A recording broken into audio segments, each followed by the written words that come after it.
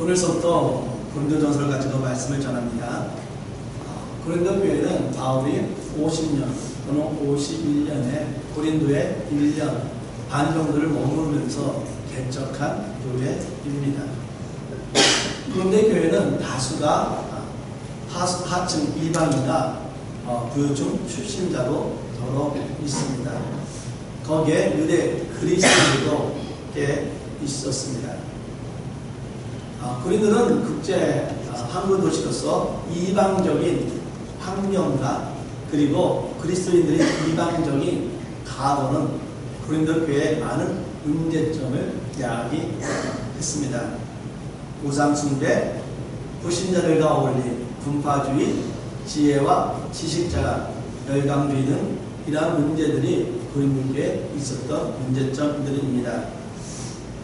고린도 교회의 그런 공동적인 삶의 모습을 통해서 사도 바울은 어떻게 그들의 문제를 바로 잡으며 그들의 신앙의 삶을 어떻게 성숙을 도모하는가 이끄는가를 보면서 저희도 그가 성숙한 교회가 되기를 진심으로 바랍니다.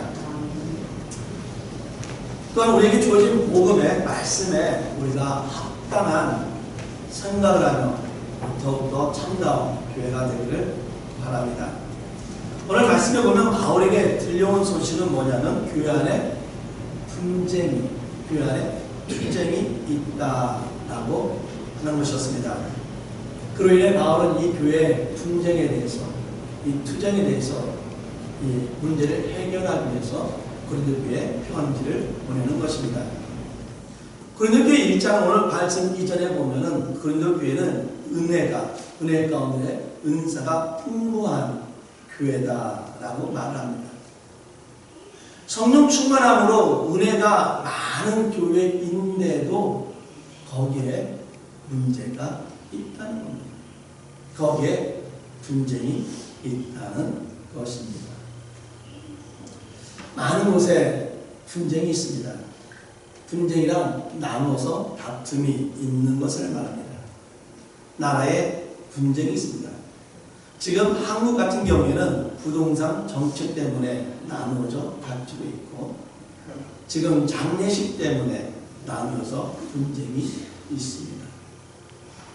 미국에는 선거 때문에 나누어져 분쟁이 있고 코로나 바이러스로 인해 인종 문제로 인해 분쟁이 있습니다.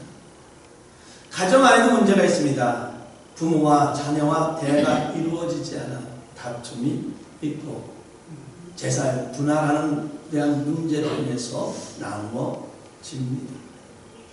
교회 안에도 문제가 있습니다. 목회자의 세수 문제, 교회의 재정적인 문제, 또한 인직의 문제 등으로 찬반으로 나누어지는 문제가 있습니다.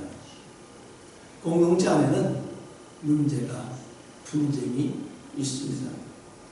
문제가 없는 곳에 살려면 무덤밖에 없다라는 말이 있듯이 모든 곳에는 분쟁이 있습니다.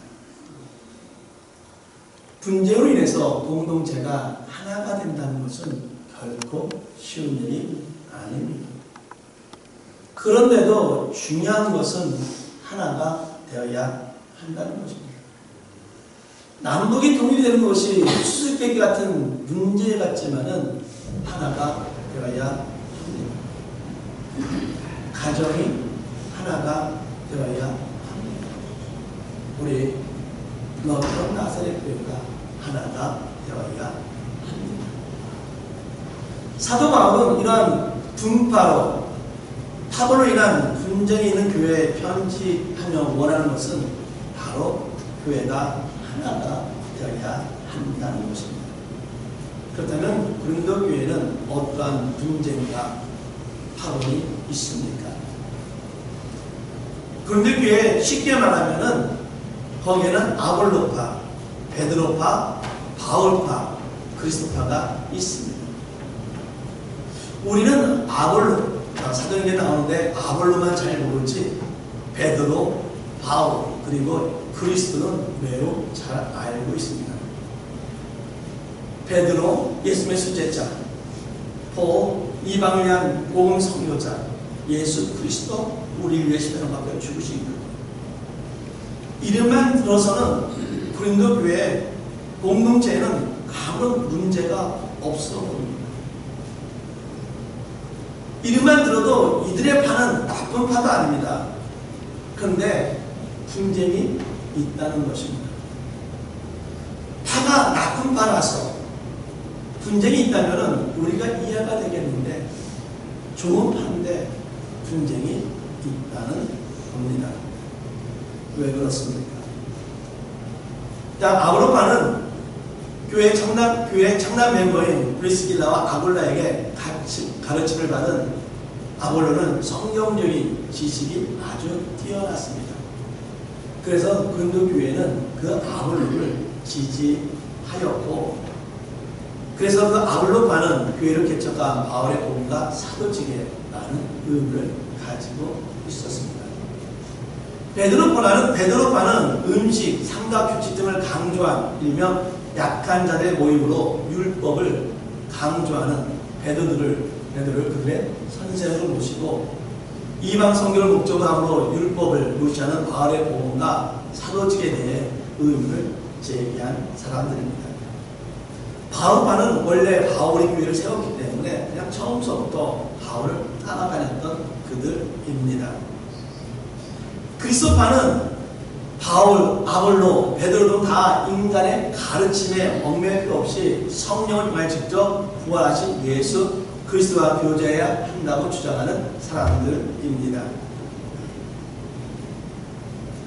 중요한 것은 아볼로, 바울, 베드로는 팔을 만들지 않았어요. 교회 안에 성도들이 팔을 낳는 것입니다. 이 세 사람 사이, 아볼로, 바울, 베드로에게는 세 사람 사이의 관계에는 아무 문제가 없어요. 바울은 오히려 이렇게 기도를 합니다. 나는 심었고 아볼로는 물을 주었다라고 말을 합니다. 당사자들은 팔을 만들지 않았을 뿐더러 자기가 나쁘지 않았습니다. 그런데도 교회 안에 있는 성도들이 팔을 만든 이유는 무엇입니까? 이유는 간단합니다. 너무나 쉽습니다. 이유는 자기의 소리를 높이기 위해서입니다. 자기의 소리를 나타나기 위해서 소속을 낳는 겁니다. 소속의 이름으로 자기의 목소리를 크게 나타내는 것입니다. 두 번째는 자신들의 지혜, 즉 자신의 세상적인 지혜를 뽐내기 위해서 소리를 높이는 것입니다. 남자들이 모이면 한국 남자들이 모이면 가장 많이 이야기하는 것 중에 하나가 무슨 얘기? 지긋지긋한 군대 얘기입니다. 군대 얘기를 듣다 보면 나 옛날 정말 재밌어서 하다가 결국은 뭘로 끝나는지 아십니까? 자기 자랑으로 끝납니다.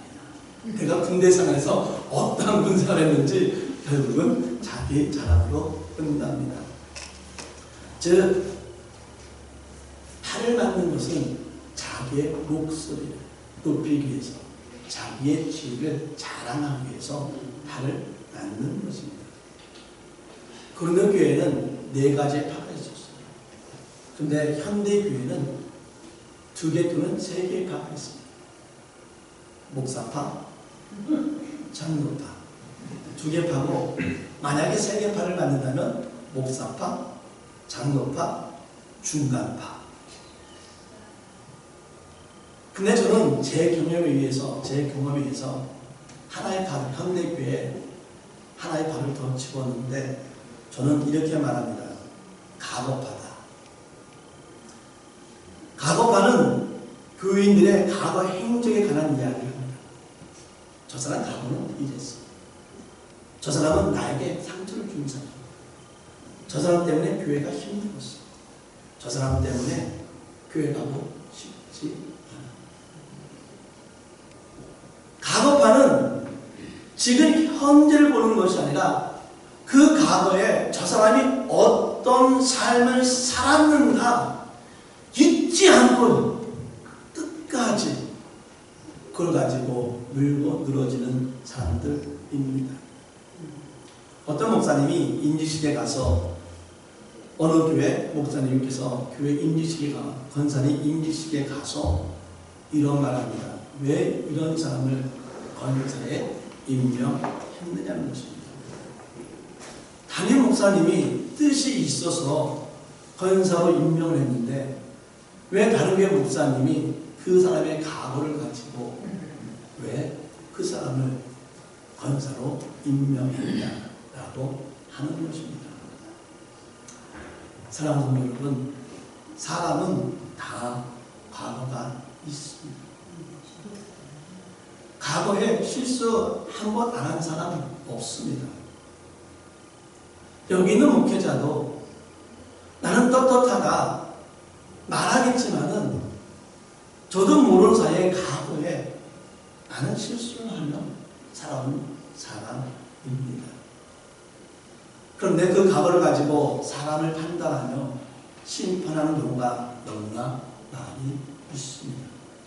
저는 이런 자를 과거파라 부릅니다. 우리 교회는 이런 과거파가 없기를 바랍니다.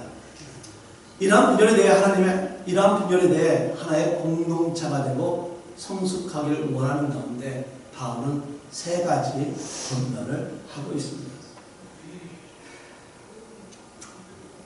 그림이 보이십니까? 이 사람의 사진은 머리와 몸이 분리되는 무서운 풀장이라는 사진이 사람들의 관심을 끌고 있습니다. 사진을 보면 머리와 몸이 분리된 한 남성이 수영장에서 아주 환한 미소로 카메라 앞에 포즈를 취하고 있습니다. 사진은 그 현상은 실제로 머리와 몸이 분리된 것이 아니라 물과 유리가 이중의 굴절로 일으켜 착시를 유발했기 때문이라고 말합니다. 사진을 찍었는데 이걸 합성한 것이 아니라 사진을 찍었는데 이렇게 머리와 몸이 분리되어서 나온 거예요. 그래서 이 풀장 이름이 무서운 풀장이다 라고 이렇게 이름이 적혀 있습니다.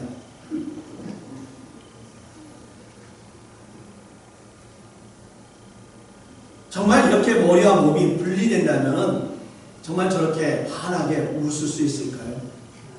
이 사진의 제목은 무서운 풀장입니다. 왜냐하면 머리와 몸이 나뉘어졌기 때문입니다. 자, 바울은 말합니다. 그리스도가 나뉘었는가 묻고 있습니다. 즉 교회 머리 대신 예수님과 몸된 성도가 이 사진처럼 나뉘어졌는가 물어보는 것입니다. 몸된 성도가 나누어졌는가? 즉 교회의 주인은 영적 지도자인 사도들이 아니라 바로 예수 그리스도임을 이야기하는 것입니다. 예수 그리스도만이 교회의 머리이고 모든 사람들은 그의 몸에 속한 존재들이라는 것입니다. 오직 예수 그리스도만이 높임을 받고 예수 그리스도만이 모든 것을 다스릴 수 있다고 말씀하고 있는 것입니다. 그런데 예수를 머리로 삼지 않는다면 이 사진의 제목처럼 이 교회는 무서운 교회입니다.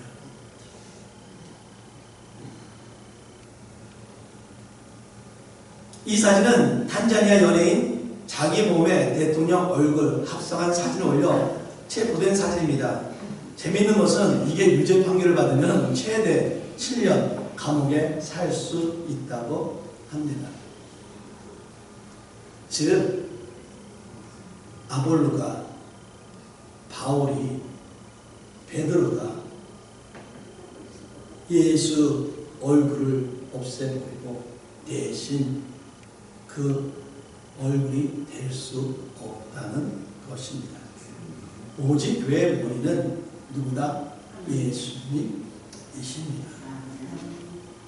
왜 예수님께서 교회의 머리이십니까? 교회가 세워진 것은 우리를 위해 골고다 언덕에서 십자가에 못 박히신 분은 예수님, 즉 예수님의 보혈로 세워진 것입니다. 바울의 피가 아니라 아볼로의 피가 아니고 십자가에 거꾸로 죽은 베드로의 피로 세워진 것이 아니라 예수의 보혈로 교회가 세워졌다는 것입니다.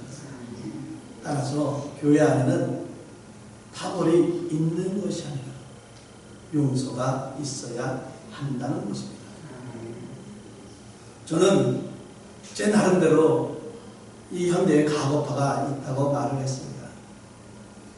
예수의 보혈로 내 과거의 죄만 용서된 것으로 착각하시는 분들이 많이 있습니다. 그 사람 과거 때문에라고 하며 사람들의 과거 행적에 대해 말하는데 그 사람도 예수의 보혈로 용서받은 교회의 오민을 반드시 기억해야 합니다. 내 과거는 용서받았는데, 내 과거는 예수의 보혈로서 용서받았는데 왜 다른 사람의 과거는 예수의 보혈로서 용서받지 못합니까? 내 과거는 다 용서받아서 나는 새로운 삶을 살고 있다고 하면서 다른 사람도 다른 사람의 과거를 예수의 보혈로 다 깨끗함을 받고 새롭게 살아가고 있는데 왜 그 사람의 과거만을 가지고 이야기합니까? 내가 내 과거만 용서받은 것이 아니라 다른 사람의 과거도 용서받았음을 기억하기를 진심으로 바랍니다. 제가 말씀의 묵상을 통해서 김동훈 목사님의 글을 잠깐 읽어드렸습니다. 그 글을 잠깐 제가 짧게 다시 한번 설명을 하겠습니다.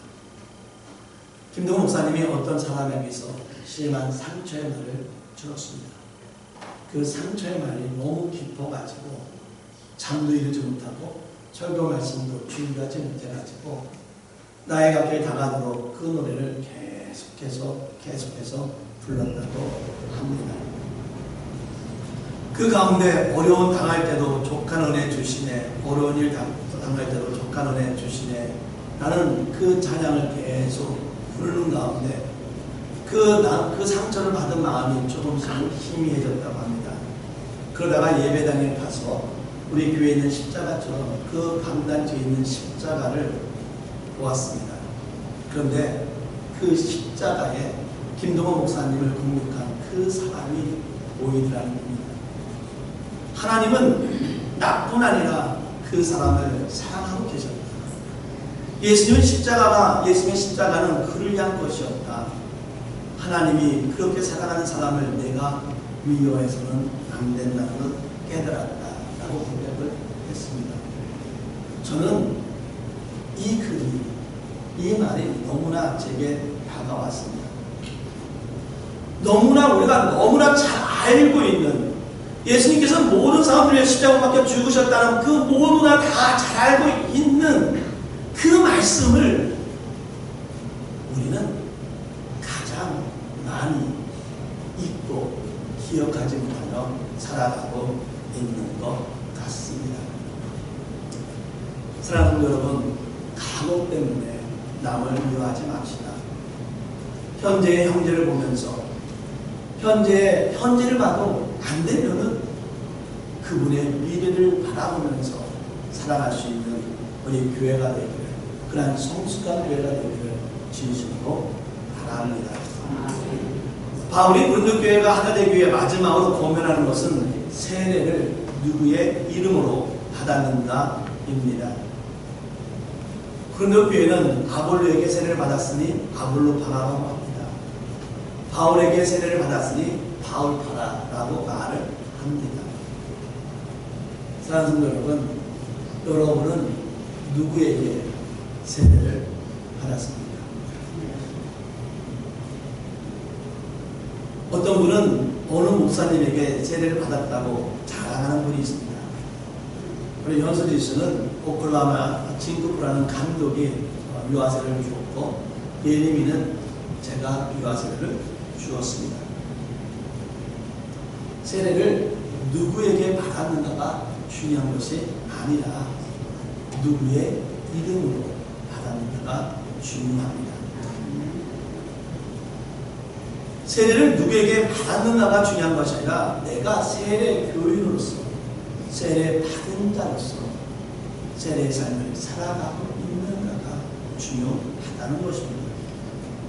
세례를 집행한 분은 목사님이지만 목사님의 이름으로 세례를 받은 것이 아니라 예수의 이름으로 세례를 받았습니다. 예수 그리스도의 이름으로 세례를 받았다는 것은 아볼로에게, 바울에게 속한 자가 아니라 그리스도에게 속한 사람이라는 것입니다. 즉 판을 만들며 아볼로, 바울, 베드로의 이름을 기억되는 것이 아니라 오직 예수님의 이름을 높여져야 한다는 것입니다. 사랑하는 여러분, 바울이 교회가 하나 되기 위해서 건면한 것이 무엇입니까? 교회의 머리는 예수님이고 우리는 예수께 속한 자라는 것입니다. 교회는 다른 사람의 피로 용서함을 받는 것이 아니라 예수 십자가의 보혈로 용서를 받았다는 것입니다. 교회는 목사의 이름으로 세례를 받은 것이 아니라 예수의 이름으로 세례를 받았다는 것입니다. 따라서 예수를 위해서 살아가는 자가 되어야 한다는 것입니다. 오늘 이 말씀을 통해 교회는 파가 필요 없습니다. 교회는 목회자가 머리가 될 수가 없습니다. 교회는 어떤 권사님이 머리가 될 수 없고 어떤 힘 있는 사람이 머리가 될 수 없습니다. 우리 롯던 나사렛 교회의 머리는 예수님입니다. 여기는 모두가 예수님의 속한 자가 되어야 한다는 것입니다. 아까 그림을 보았듯이 분재는 머리가 갈라지는 것은 무서운 풀장이라고 말하는 것처럼 교회가 분쟁으로 갈라진다는 것은 이 교회는 무서운 교회나 마찬가지입니다. 따라서 우리가 분쟁을 하고 특별히 우리가 각오와 남의 각오를 가지고 말하기보다 우리 모두가 다 예수의 이름을 용서받고 예수 안에서 한 형제요 한 자매임을 믿고 예수만 섬기고 예수만 의지하고 예수의 이름만 나타내고 예수의 영광만을 보여주는 그러한 참된 교회, 성숙한 교회가 되기를 진심으로 바랍니다.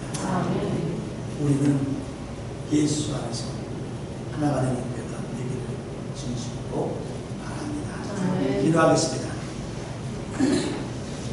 하나님, 혹시나 우리 교회에 목사파가 있습니까? 혹시나 우리 교회에 성도님 파가 있습니까? 혹시 우리 교회에 가보파가 있습니까? 우리가 원치 않는 가운데 우리 마음 가운데 파를 만들었다면은 예수의 십자가의 보혈로 용서하여 주시옵소서. 예수의 보혈을 통해서 이 교회의 주인은 예수님이고 우리는 예수님께 속한 몸임을 다시 한번 고백할 수 있도록 인도하여 주시옵소서. 남의 과거에 대해서 민감하지 않게 하여 주시옵소서. 예수님께서는 우리 모두의 과거를 위해 십자가에 못 박혀 죽으셨습니다. 우리 예수의 보혈로서 다 용서함을 받은 하나님의 자녀요 성도입니다. 하나님, 용서받은 한 형제 자매로서 서로 아끼며 서로 배려하며 서로 사랑하며 나아갈 수 있는 정말 은혜로운 정말 성숙한 정말 참된 교회가 될 수 있도록 인도하여 주시옵소서.